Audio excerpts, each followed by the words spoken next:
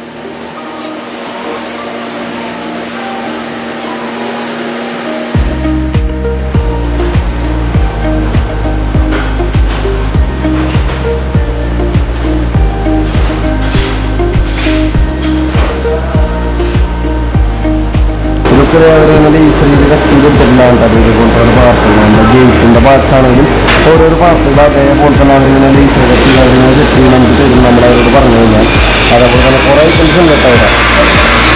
നോക്കിയാൽ മനസ്സിലാവും ലേസർ കട്ടി എന്ന മിഷനുകൾ മാത്രമല്ല, എനിക്ക് തോന്നുന്നു ഇവിടെ വേറെ സെപ്പറേറ്റ് 2 മിഷനുകൾ ഇരിക്കുന്നുണ്ട്. അത് എന്തിൻ്റെ മിഷനാണെന്ന് എനിക്കറിയില്ല. നമുക്ക് എന്തായാലും ഓക്കെ നമ്മുടെ എന്തായാലും കോൺടാക്ട് ചെയ്യാൻ അവരെ വിസിറ്റിംഗ് കാർഡിൽ എന്തായാലും കൊടുത്തിട്ടുണ്ട്.